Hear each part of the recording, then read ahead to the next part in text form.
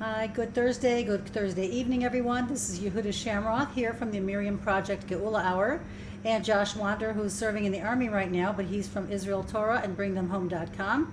Welcome back to another episode of Geula Thursdays with Rabbi Pincahs Winston. Tonight we continue a series of many shirim the Rabbi has graciously been giving us. We're taking a break from the final estimation of Mashiach.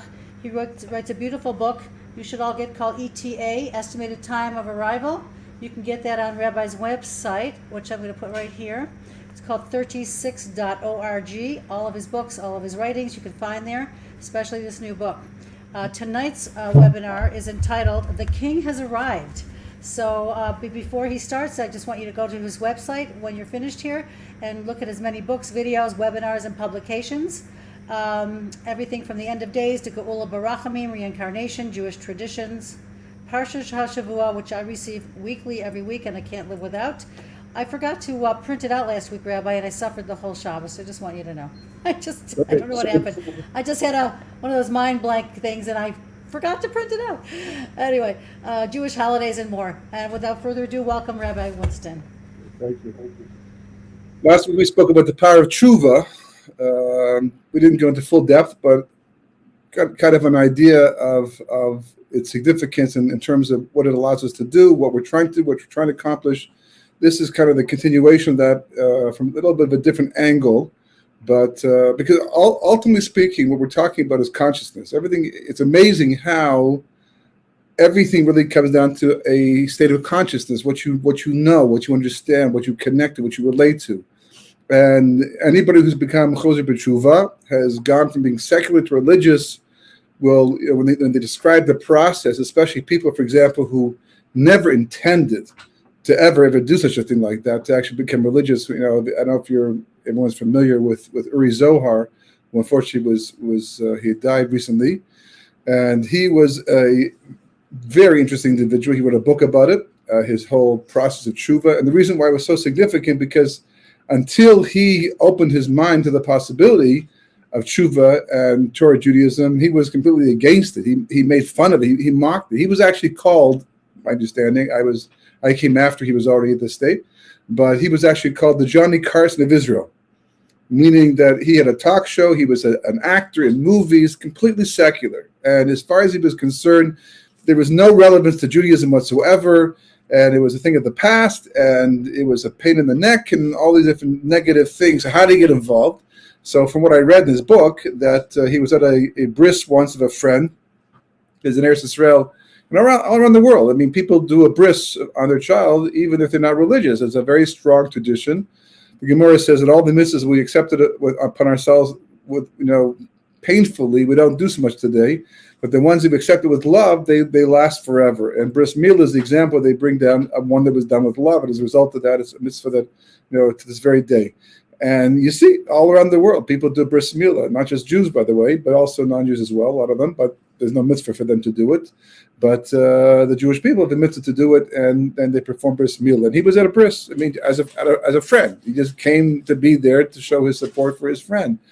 And as divine providence would have it, it's always divine providence that does things like this, that he began a conversation with somebody that was pretty argumentative at the beginning. He argued with the person about the whole thing, but somehow, one thing led to another thing, and he got to another conversation. I don't remember the whole story, and you can read it for yourself, but eventually it started to talk to him. And I was told that when it became public that he had changed his direction 180%, 180 degrees, that people were literally depressed in the country because they looked to him kind of as a guru of secularism.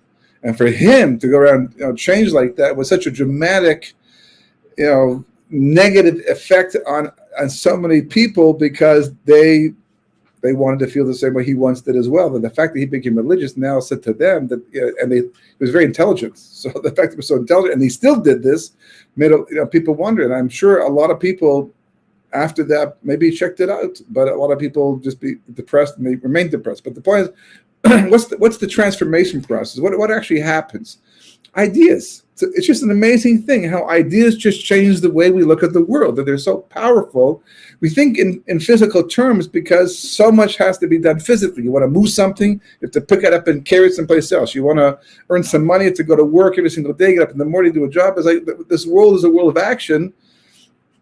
We think in terms of action. And so we tend to, downplay the intellectual aspect of it, upplay the physical aspect of it. But the reality is what moves the world and what gets things done and, is ideas, consciousness, awareness, recognition. We call it kara in Hebrew. And a simple idea can change everything. A person can come home completely angry because they assume the situation is a particular way. They see something and the mind jumps to conclusions and they get all upset and frustrated. They come in ready to scream and maybe somebody's even hit somebody, God forbid, right? And then somebody says, no, that's not what happened. This is because of that. Oh. And everything just cooled down just like that. One simple concept, one simple idea. And when you understand this idea and you build upon it, then you can become a very powerful individual. Not powerful in as much as that you can run for Congress or something like that, or the Knesset and become a politician. Not powerful becoming the president of a country. Powerful as a human being. The real power. All of the power is basically superficial, even though it runs the world, even though they make decisions. But the real reality is, anyhow, all these powerful people who think that they're very powerful and they have all this money, it's just God running the show through them. He tells them what to think. He tells them what to do, especially if they're not using free will the way it's meant to be used. But the real power an individual has really is all up here, comes from here. And this is really the ultimate tshuva. The tshuva, which sounds so difficult, for example, right? It's not exactly the tshuva, but it's a similar idea. The spies in Moshe Rabbeinu's time. Moshe sends out, the 12 spies to go spy the land. 2 of them come back with positive reports. Yeshua ben Nun, Kalev, and Yefuna, and the other 10 spies come back with a negative report. And one of the reasons why they come back with a negative report is because they see things that freak them out, that they don't like. They're just scared of them. And they come back and say, we cannot conquer the land. And they're right. They could not. Everything they thought they said was true. They could not conquer the land at that time. And that's why God was not taking them to Eretz Yisrael. Because it's not that Hashem said, well, I wanted to get you there earlier, but it just takes so much longer for people to travel than I thought. No, God had them where they were at that time specifically because that's where they were holding at that time. There were 3 days distance from Eretz Yisrael. Without the spies, that's what would have happened. They wouldn't have seen the borders of Eretz Yisrael until 3 days hence, from that point onward. And what would have happened in the course of those 3 days would have transformed them and made them ready to take the land at that time, because that's what God wanted. And it would have worked out perfectly fine, and everything would have been perfect, and there'd be no exile of the Jewish people, not for 39 years in the desert after that sin, and not the thousands of years of exile we have been experiencing ever since because of that sin down the road. So it would have been ideas. God would have showed them things, told them things, made them aware of things that they didn't yet know, or they might have known, but they didn't yet connect to. I mean, how many ideas have we seen in the course of our lifetime that we thought, well, we understand it, doesn't really affect me. But then later on down the road, some point in time, something happens, some awareness, you mature intellectually, and it impacts you a different way and changes you. And that's really the process of tshuva. A person looks at someone who's religious and says, I can't be like that. I can never go through the kind of transformation that you went through, to become like that. And they're right. At that time, they could not, and that's why they won't. And it doesn't happen that way. Come to a class, hear an idea, just one idea, and see if you connect to it, relate to it, and ask questions. And after you've accepted that idea, let's discuss the second idea, another idea. And one idea after the other, eventually a person begins to change their perspective on life and the concepts and Torah, and then you just find yourself automatically changing. Because the heart ultimately goes where the mind tells it. Even though the heart is often called the spies, so to speak, it's what desires and the people go after it. But that's because there's no information to counteract it. For example, a person wants to do something that's like suicidal, fun, but suicidal. extreme sports and things like that, and is really risky. And the heart's saying, yeah, let's do that. That sounds like a lot of fun. And the person doesn't know that what can possibly go wrong if you do a thing like this. And then they learn about that, and all of a sudden the heart says, oh, well, maybe we shouldn't do that kind of thing. And that's the power of concepts and ideas, and they're all around us and everywhere. And it shouldn't surprise us. You know why? Because if you go back to the beginning of mankind, the beginning of history, the whole test was an Eitz Hadas Tov Ra, a tree of knowledge of good and evil. And the whole test was only one of the loyalty to see if man could control himself long enough to not eat from the forbidden fruit until God says you could, which would have been Shabbat, very close to, soon after that. Then it didn't have to be a tree of knowledge of good and evil. It could just been a tree. And God, this is the forbidden fruit. This tree over here, call it the forbidden tree, the forbidden fruit tree. Don't eat from that tree until I tell you you can. And then you can test the loyalty. But it wasn't that kind of a tree. It was an Eitz Hadas Tov Ra. It was a tree of knowledge of good and evil. Because the whole challenge in life is one of das. There's positive das. Das means knowledge. More than knowledge. It means a knowledge that you not just know on an intellectual level, but you connect to what we would call haskel or seichel. It's so part and parcel of how you look at reality. The violation of the idea becomes a violation of the self. There are just certain ideas that are so real to us. They're so important to us. They're so central to who we are and how we live our lives. And if someone says break that, it's like breaking ourselves in the end. But other ideas we can simply, okay, that's a big deal. That's das. That's integrated knowledge. And there's positive das and there's negative das.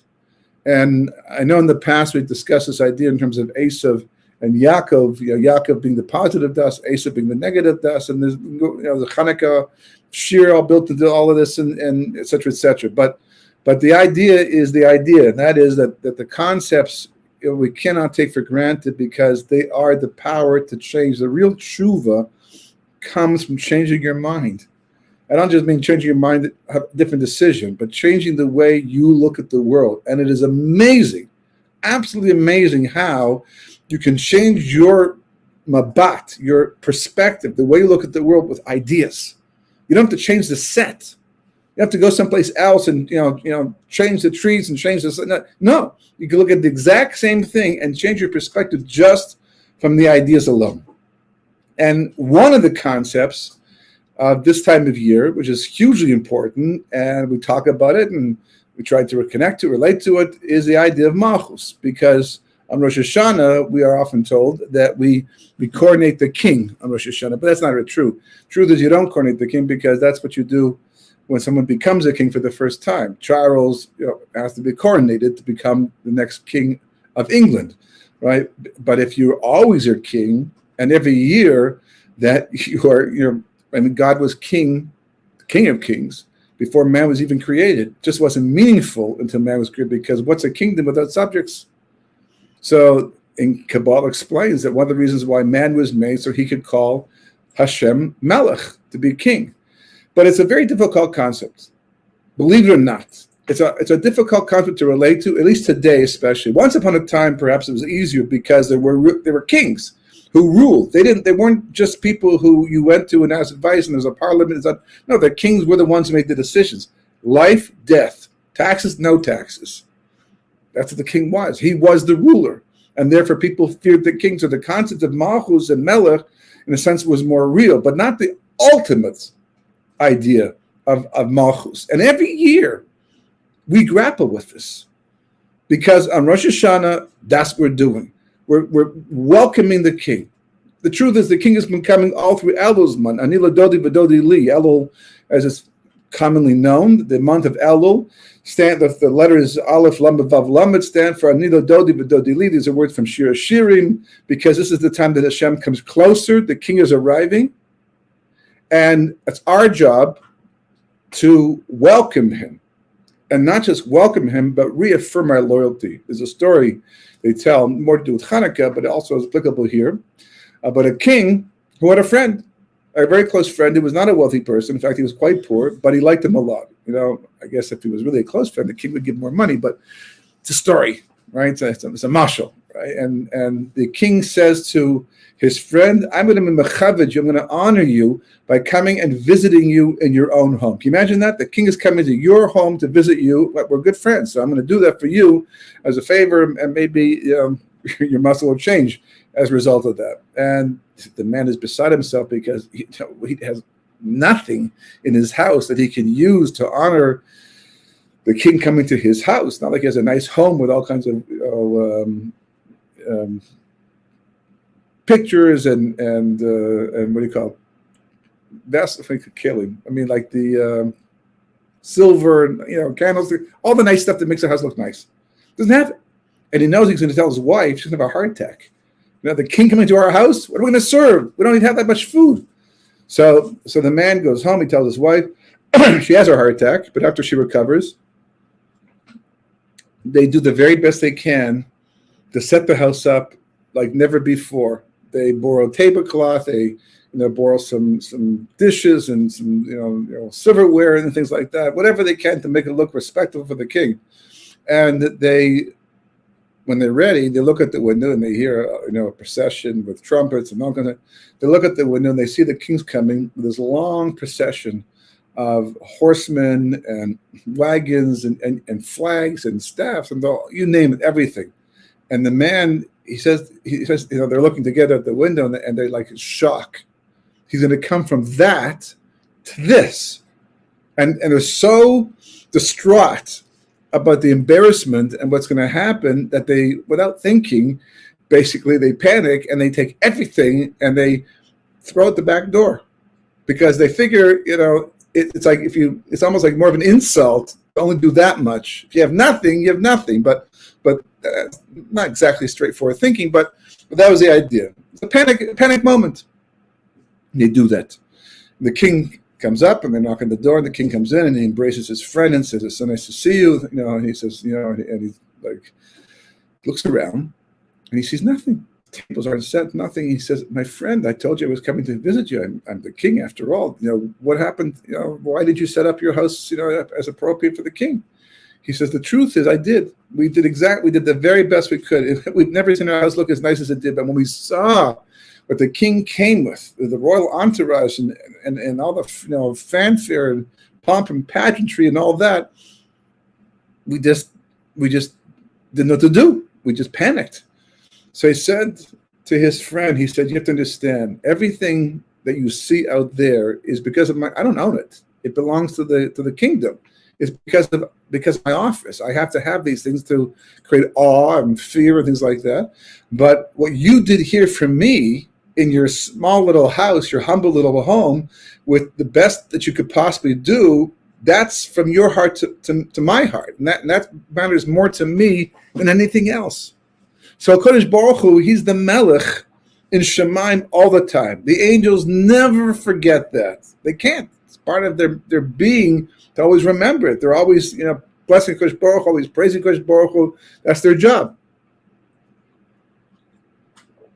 Completely loyal. They can't work against Hashem in any way.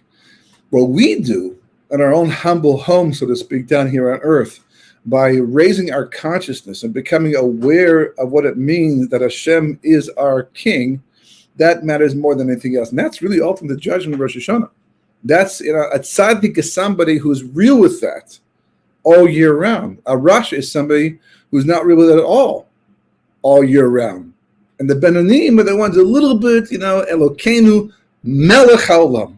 When was the last time you made a bracha that you realized you were saying the word Melech in there?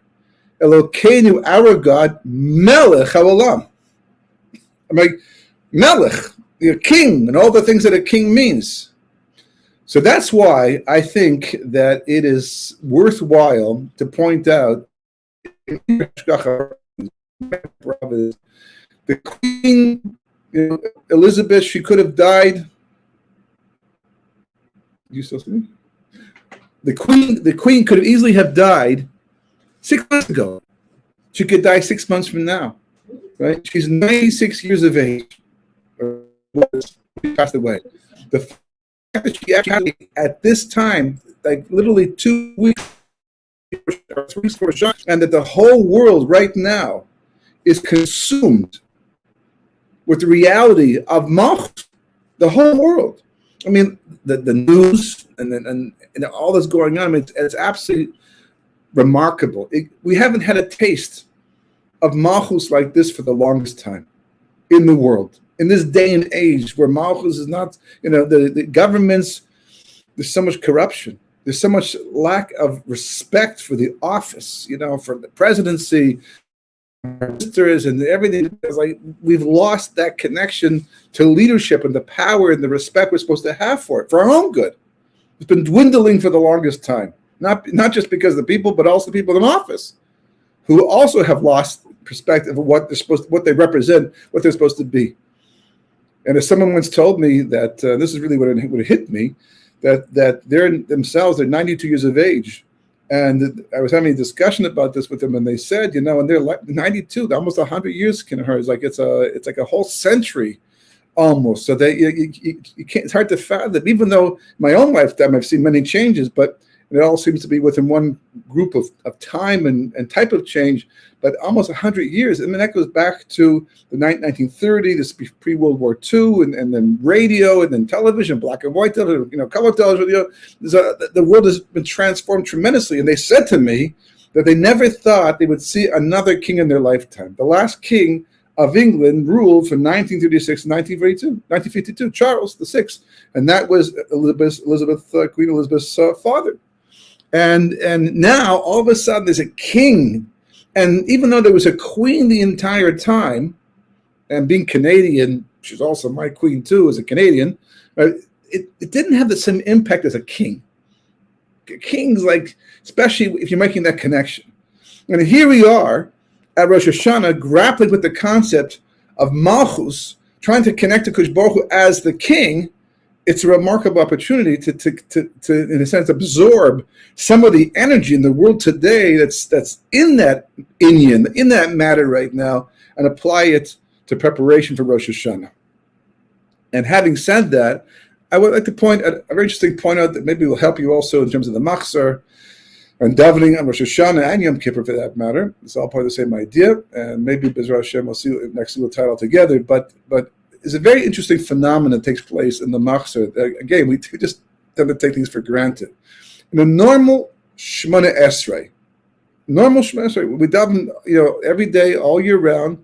Atah Kadosh, Shemcha Kadosh, right? We end the brocha Akela Kadosh. Akela Kadosh is one brocha, 2 lines, one brocha. It never would occur to us to split into 2 parts. We wouldn't do that because it's all one thought. Atah Kadosh, and Hashem is Kadosh, Akela Kadosh, the Holy Almighty. It's all one brocha. We don't divide it into 2 parts. Only during the Yemei Rahim, only during the Rosh Hashanah and Yom Kippur, the Shema Esrei, we make a hefsek in the brocha itself. We start by saying, right, Atah Kadosh v'Shemcha Kadosh v'Kedoshim b'Chol Yom Yalucha Sela, right, like normal. And what should follow after that, if we're consistent with the rest of the Shemona Esrei, it should say, right, at that point, Baruch Atah Hashem HaMelech HaKadosh, the Holy King. But we don't do that. We insert between the first line and the Baruch itself a bunch of paragraphs, very important paragraphs, very significant. Even the lashon, the language of and therefore, it's like even though the Chazal, the Anshe Knesset HaGadol, the Men of Great Assembly, back in the time of the prophets, wrote this. There's gematrias involved here. There's all kinds of deep concepts that are built into this. But the question is, why do we do this? Why could we simply have these paragraphs come after or before? Why must it break up the bracha? Because it's telling you a very important thing. That the idea of Malchus is not something you just fall into, not something you just relate to. Like David HaMelech, for example, he was the king of the Jewish people, but it didn't happen all at one time. He, first of all, he was anointed before he was even accepted. Shaul HaMelech was still king at the time, although he was losing the Malchus.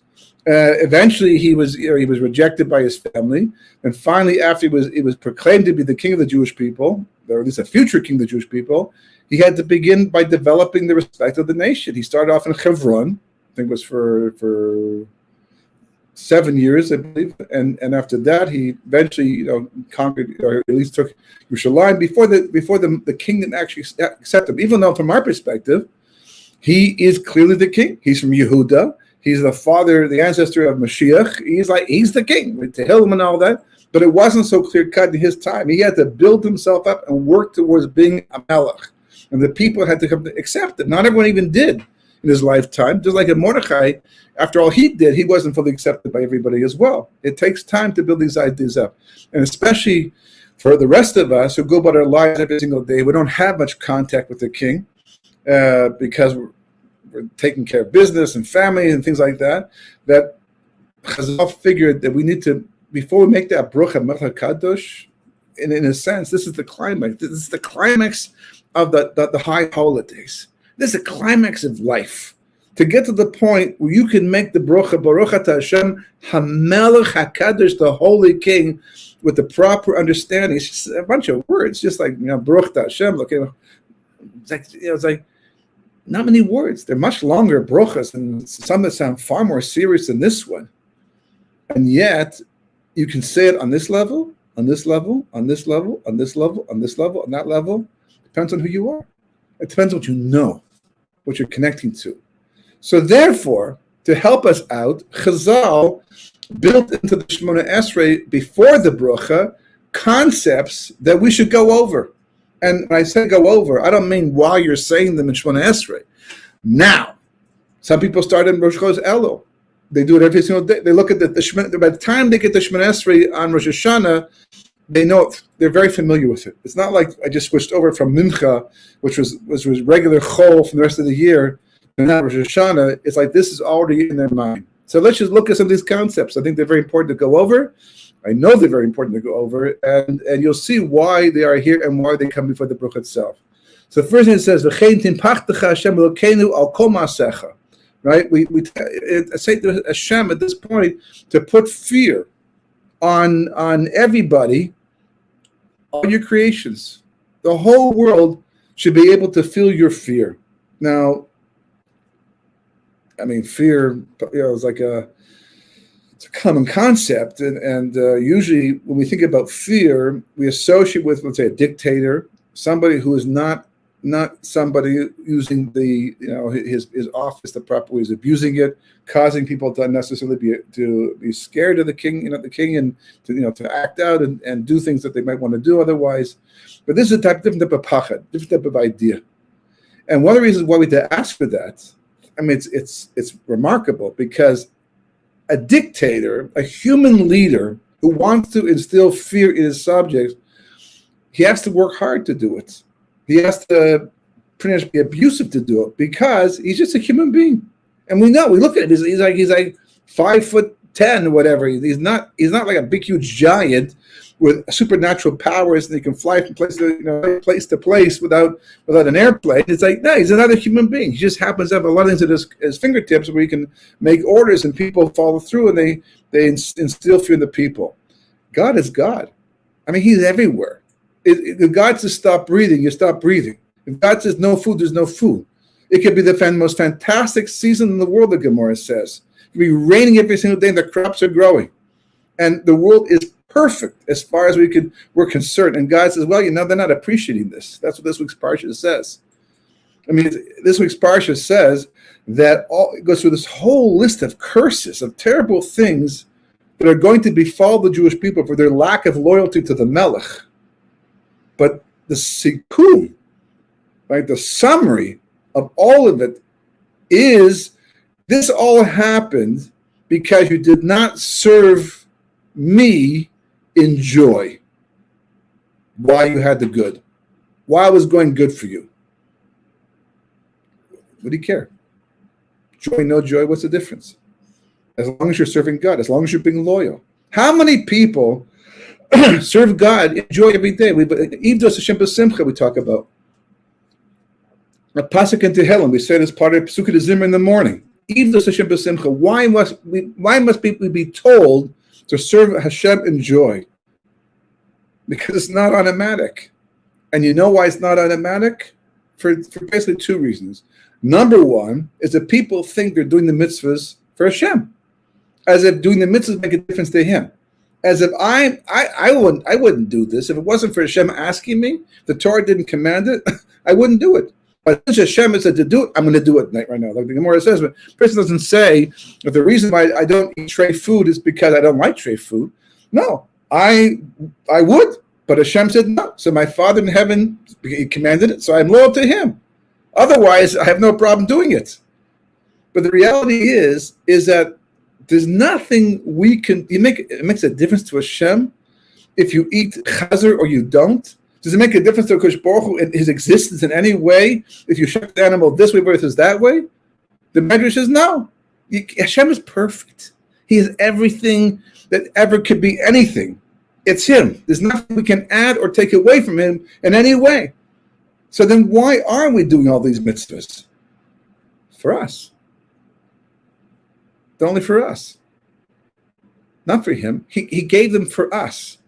And like anything in life, that if you believe that the work you're putting into something, the self-sacrifice for something is going to somehow result in a result that is good for you, that you're benefiting, then there's a joy, not always pleasure, by the way, they're not always synonymous, but there's a joy in knowing that something good has been accomplished. So in a sense that you, all this happened to you because you did not serve Hashem in joy. Obviously, if a person likes what they're doing, they do it better. But aside from that, right, it's really Hashem saying to us that you thought the mitzvahs were for me. You're just doing it as a matter of loyalty for me, but they weren't. They're for you. The loyalty I demand to me is really for the sake of you in the end.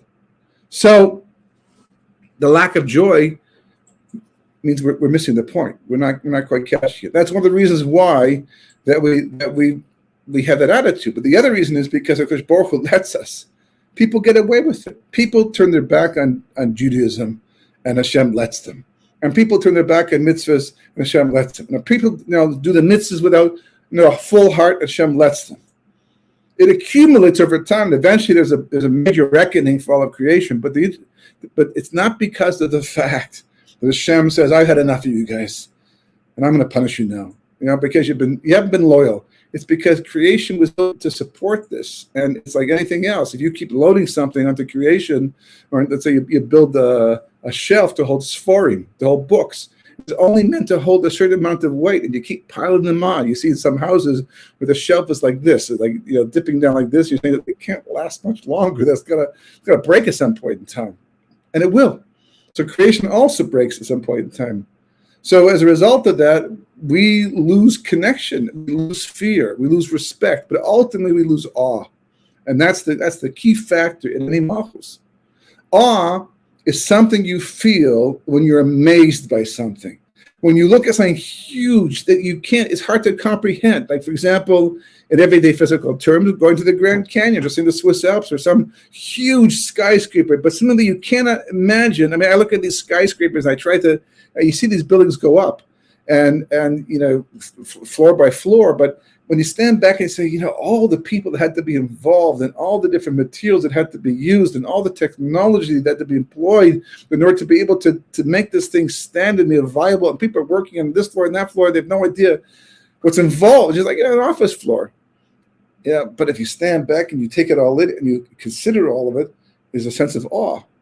And the lack of awe in the world is the reason why that the king, the Malchus, Akash Baruch Hu has a difficult time being king over us, because not he's lacking his kingship, but our lacking his subjects.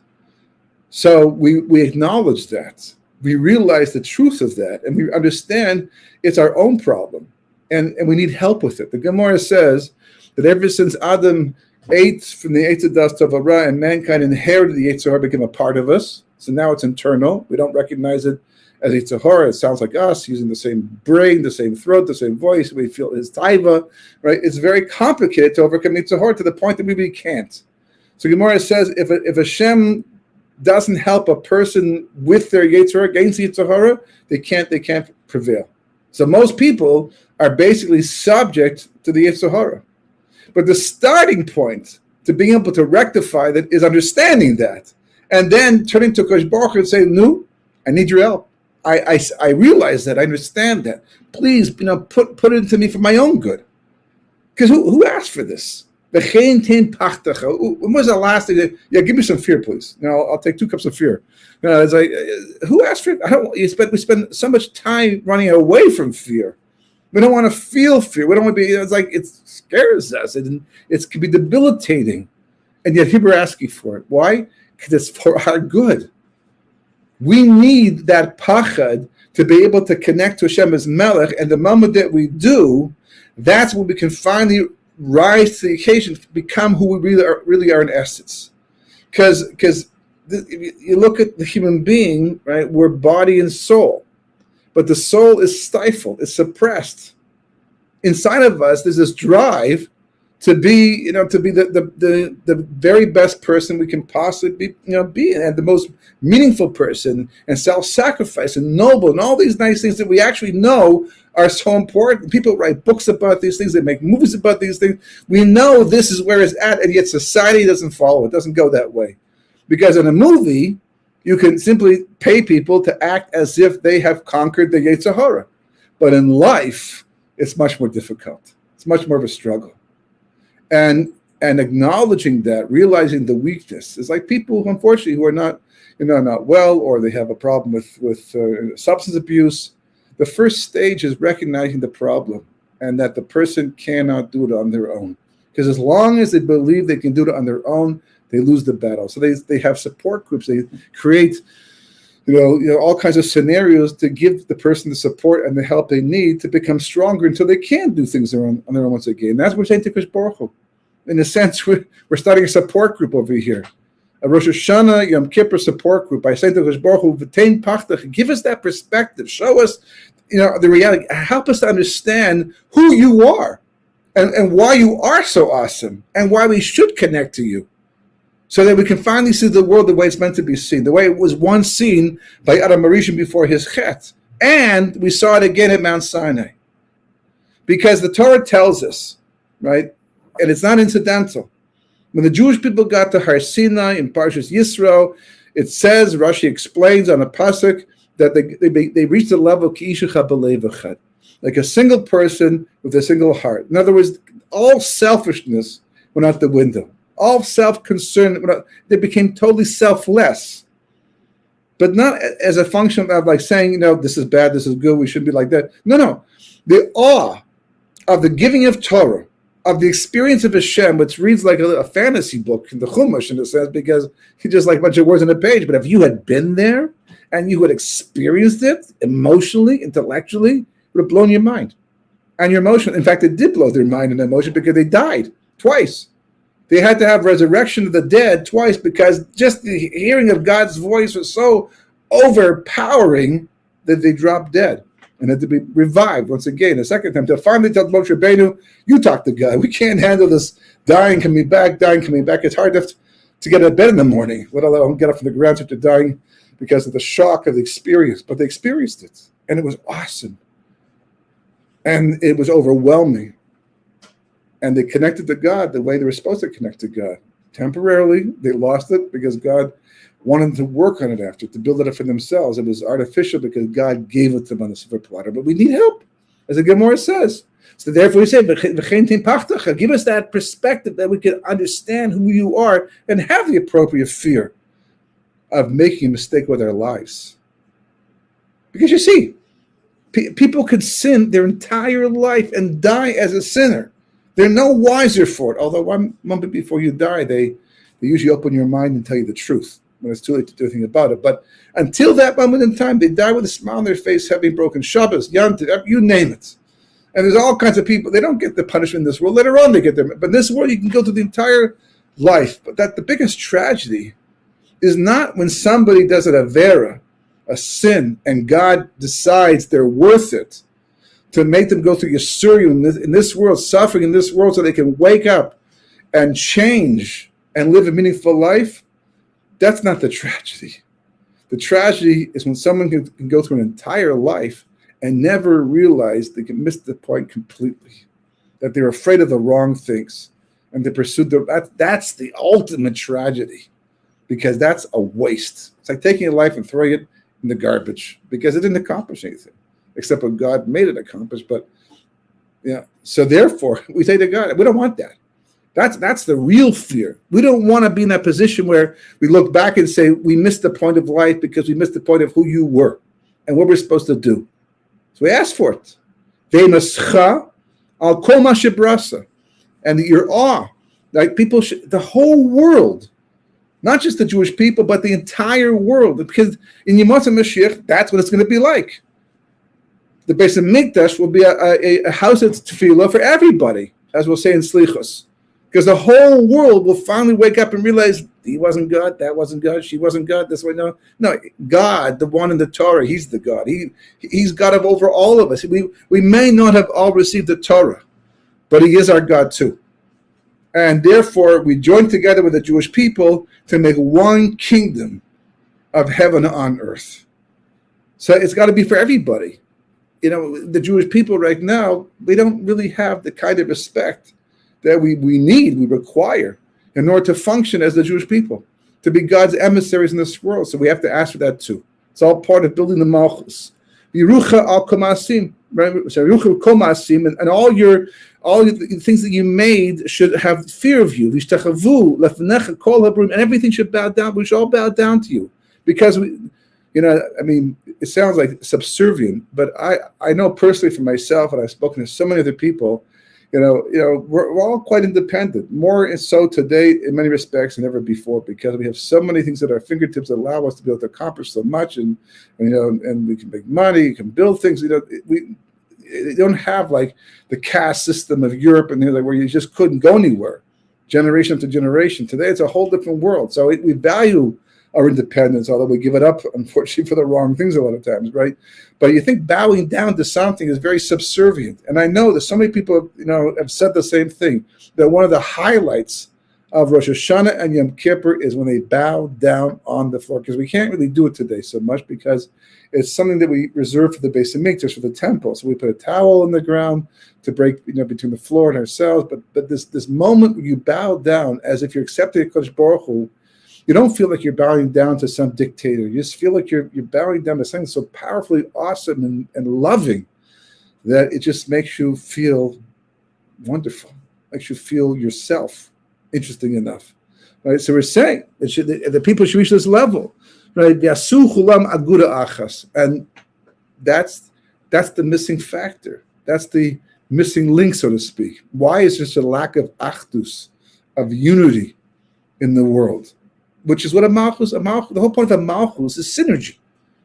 A malchus, the word melech is lechem. It's the same word as lechem means for you. The king is for you. His job, he's like the glue. He's supposed to unify all the disparate parts into one cohesive, unified whole and create a synergy where you're getting more from the whole than you would from the individuals all added together. We all benefit from that. And that unity has not existed since Adam Arishon and the Jewish people of Mount Sinai, because of Kishach Balevacha, but we don't have it. If anything, we have just the opposite. And why is that? Because of all these factors. As long as there's no awe of God, there's no fear of truth. People will believe what they want to. They'll do what they want to. We have to be real with this. If we can do these things, if we can have these things, which is what the Messianic era is going to be, exactly this, because there'll be no Yetzer Hara, and without a Yetzer Hara, this will be the natural tendency, because this is the way the soul thinks, not the body, the soul. In a sense, what we're really saying to God with all of this is, please help me to go with my soul over my instinct, over my body, because that just pulls me this way and that way, and gets me involved in all kinds of crazy stuff, and I lose the point of life, I lose perspective on things. So we ask for this, and once we're going to have that, we're going to have a good achas. We're going to have one unified whole, and then that's the malchus of Shemaim on earth that we're trying to build. right? Lasos retonecha b'levav shleim.